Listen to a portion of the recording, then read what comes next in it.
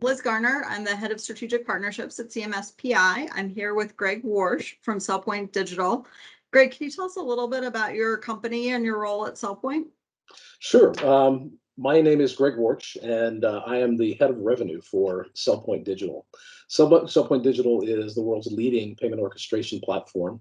We've been around quite some time. We came out of the airline space, but really realized that if we could optimize payments in an industry as complex as airlines, we had an opportunity to do some great things for retail and digital customers as well. So we've been focused in that area for several years, and we truly have global customers. So we have teams that are from India all the way across to Singapore, depending on the direction you want to go, and clients that match that as well. Terrific. Well, Greg, thank you. And thanks to the team at SellPoint for joining us at the Retail Payments Conference in London next month, November 7th and 8th. We're excited to continue to hear more from members of the team at SellPoint.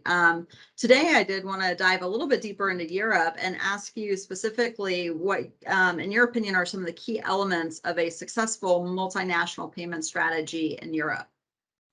I think Europe is not unique in these things, but it's really critical to start from the customer back.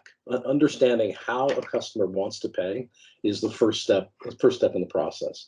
Certainly, that has an impact on the type of payments that are accepted. So looking at the region that you're in, but also looking at ways in which some developing payment methods like buy now, pay later might be used.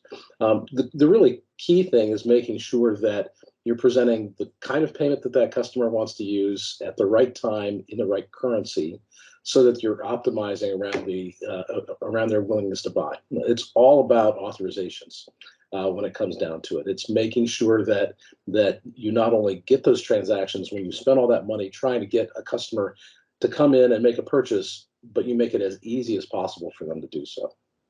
Oh, that's a great point. Optimizing around the way the customer wants to pay and making it easy as possible for them. So basic yet so critical as far as driving those approvals and driving that positive customer experience. So thank you for those insights. Taking a more pessimistic turn on things, what causes these multinational payment strategies to fail when they do? But a failure to do those things I just said is a problem, right? So, and obviously, making sure you're taking the right payment type is more critical in some regions and some countries than others.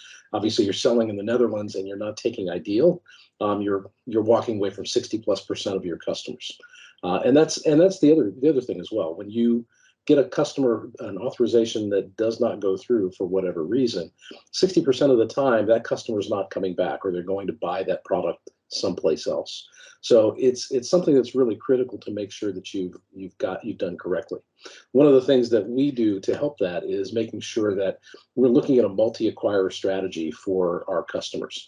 About 70%, a little less than 70% of merchants use a multi-acquirer strategy today, but oftentimes they do it just in a patchwork manner, just to try to get coverage in the regions in which they operate.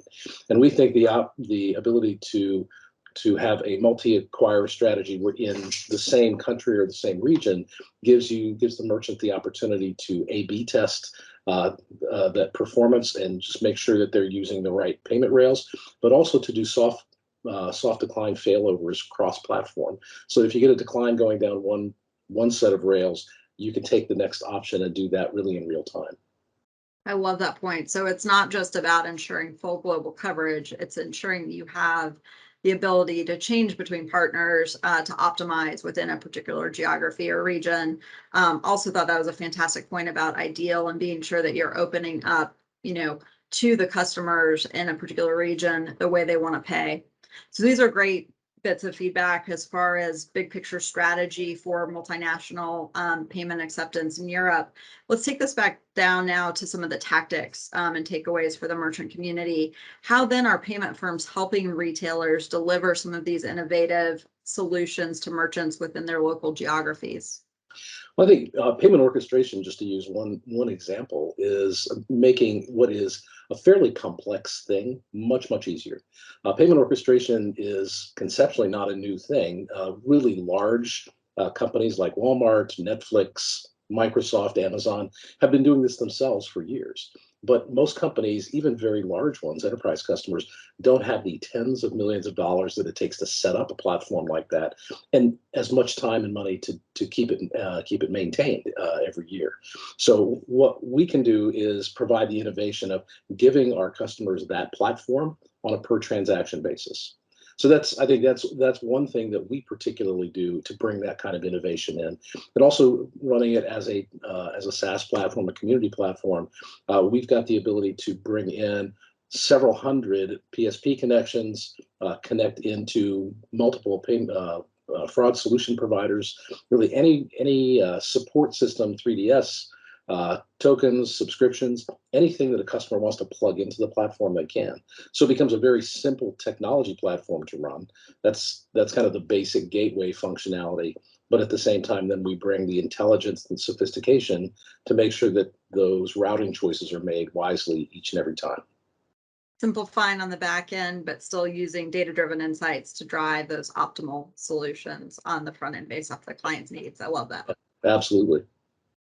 Great. Well, Greg, thank you so much. We're excited for SellPoint's participation in the Retail Payments Conference this coming November 7th and 8th in London, and can't wait to hear more from you and the team on a panel out there in London. So thank you again for your support and for being with us today. We're looking forward to it. Thanks again. Thanks, Greg.